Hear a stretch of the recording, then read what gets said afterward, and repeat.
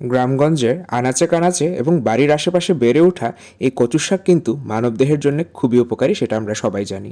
প্রিয় দর্শক, আমি আজকে আপনাদের জন্য নিয়ে এসেছি সেই চিরচেনা কচু শাকেরই একটি চিরচেনা লোভনীয় খাবার, কচুর শাক ভুনা কুচো চিংড়ি দিয়ে। তাহলে চলুন আমরা কচুর শাক রান্না করতে চলে যাই। আমি এখানে এক আটি কচুর শাক নিয়ে নিয়েছি, আর শাকগুলোকে এবার আমি বেছে নেব। দেখুন প্রিয় দর্শক, কিছু শাকের ডাঁটা কিন্তু এরকম শক্ত থাকে, যেগুলো বেছে নেওয়া যায় না, তাই এ ধরনের শক্ত ডাঁটাগুলো আমি নেব না। যে ডাঁটাগুলো খুবই মচমচে, অর্থাৎ ধরলেই ভেঙে যাচ্ছে, এরকম ডাঁটা আমি নিয়ে নিচ্ছি, অর্থাৎ কচি পাতা এবং ডাঁটা আমি নিয়ে নিচ্ছি। আর এর গায়ে যে আঁশ অংশগুলো আছে, এই আঁশগুলো যথাসম্ভব তুলে ফেলতে হবে। প্রিয় দর্শক, এভাবে আমি সবগুলো কচুর ডাঁটা থেকে আঁশ বেছে ফেলছি, আর এভাবে ছোট ছোট টুকরো করে নিচ্ছি। আর যদি কচি পাতা থাকে, সেই পাতাগুলো আমি নিয়ে নিয়েছি এবং একটু ছেড়ে ছেড়ে দিচ্ছি। আর ডাঁটাগুলো আমি ছোট টুকরো করে নিচ্ছি, খুব বেশি ছোট টুকরো কিন্তু করব না। এখন আমি একটা কড়াইতে পর্যাপ্ত পরিমাণ পানি নিয়ে নিয়েছি, আর এর মধ্যে আমি দিয়ে দিচ্ছি 1 চা চামচ লবণ। পানিটা যখন ভালোভাবে গরম হয়ে আসবে, তখন আমি এর মধ্যে দিয়ে দিচ্ছি সেই কচুর শাকের পাতা এবং ডাঁটা। এতে করে রান্নার পর গলা চুলকনির চান্সটা অনেকটাই কমে যাবে। প্রিয় দর্শক, 2-3 মিনিট অপেক্ষা করছি। দেখুন কচুর শাকটা কিন্তু কমে এসেছে। এর বেশি কিন্তু আমি রাখবো না, এর রঙটাও সুন্দর আছে। জাস্ট আমি একটু ব্লাঞ্চ করে নিলাম। এবার আমি একটা ছাঁকনিতে নিয়ে ছেঁকে নিচ্ছি, যেন এর অতিরিক্ত কষ অংশ এবং চুলকনির উপাদানটা চলে যায়। প্রিয় দর্শক, এবার আমি চলে যাচ্ছি রান্নার দ্বিতীয় অংশে। আমি একটা কড়াই বসিয়ে দিলাম এবং এর মধ্যে আমি দিয়ে দিচ্ছি 1/4 কাপ সয়াবিন তেল।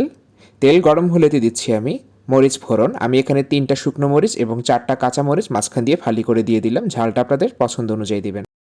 শুকনো মরিচ ফোড়ন চলে এলে এর মধ্যে দিয়ে দিচ্ছি 1/3 কাপের মতন রসুন কুচি করে নেওয়া, কুচির চেয়ে একটু মোটা করে কেটেছি আমি। আর দিয়ে দিচ্ছি 1/3 কাপ পেঁয়াজ কুচি। আমি পেঁয়াজ রসুনটা একটু বেশি দিলাম, আর এই কচু শাকে কিন্তু রসুনের ফ্লেভারটা খুবই ভালো লাগে। একেবারে ভাজা ভাজা করে ফেলবো না, হালকা লালচে হয়ে এলে এর মধ্যে আমি এবার দিয়ে দিব অন্যান্য উপকরণ। প্রিয় দর্শক, আমাদের পেঁয়াজ রসুনটা হালকা লালচে হয়ে এসছে। এবার আমি এতে দিচ্ছি কুচো চিংড়ি। আমি এখানে আধা কাপ কুচো চিংড়ি দিয়ে দিলাম। আপনারা চাইলে বড় চিংড়িও ব্যবহার করতে পারেন। আমার হাতের কাছে আজকে কুচো চিংড়ি আছে, তাই কুচো চিংড়িটা ব্যবহার করছি। চিংড়িটা সাঁতলে নিলাম। এখন চিংড়িতে একটা সুন্দর রং আসার জন্য আমি দিয়ে দিচ্ছি আধা চা চামচ হলুদ গুঁড়ো। আমি লাল মরিচের গুঁড়ো ব্যবহার করছি না, এতে করে কচুর রংটা সুন্দর থাকে। হলুদ রং দিলে চিংড়ির মধ্যে একটা সুন্দর হলুদ ভাব আসে। এবার আমি এর মধ্যে দিয়ে দিচ্ছি সেই যে ব্লাঞ্চ করে রাখা কচুর শাকটা। দেখুন কচুর শাকের রংটা কত সুন্দর আছে। এবার আমি কচু শাকটাকে ভাজা ভাজা করে নেব, অর্থাৎ একেবারেই নরম করে ভুনা ভুনা করে নেব। আর কোনো এক্সট্রা পানি ব্যবহার করব না, কচুর গা থেকেই কিন্তু পর্যাপ্ত পরিমাণ পানি বের হবে। এই পানিটা শুকিয়ে আসা পর্যন্ত নেড়ে চেড়ে যেতে হবে। প্রিয় দর্শক, দেখুন কচুটা অনেকটাই শুকিয়ে কমে এসেছে। আমি আবারও একটু নেড়ে চেড়ে ভেজে ভেজে নিচ্ছি। আর এই পর্যায়ে আমি দিয়ে দিচ্ছি লবণ। যেহেতু সেদ্ধ করার সময় কিছুটা লবণ দিয়েছি, তাই লবণটা একটু চেখে পরিমাণ মতন লবণ আমি দিয়ে দিলাম। এবার আবারও নেড়ে চেড়ে যেতে হবে, আর কিছুক্ষণের মধ্যেই কিন্তু দেখতে পাবো যে কড়াইয়ের গা ছেড়ে ছেড়ে উঠে আসছে, অর্থাৎ কচু থেকে যে তেলটা আমরা দিয়েছিলাম এই তেলটা ছেড়ে ছেড়ে আসবে।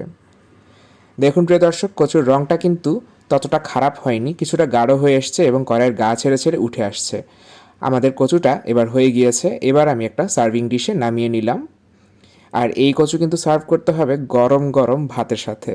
তাহলে প্রিয় দর্শক, তৈরি হয়ে গেল অসাধারণ গ্রাম বাংলার খুবই লোভনীয় কচুর শাক ভুনা চিংড়ি মাছ দিয়ে। আর আমার রেসিপিগুলো যদি আপনাদের ভালো লেগে থাকে, তাহলে আমার চ্যানেল এবং পেজের পাশেই থাকুন।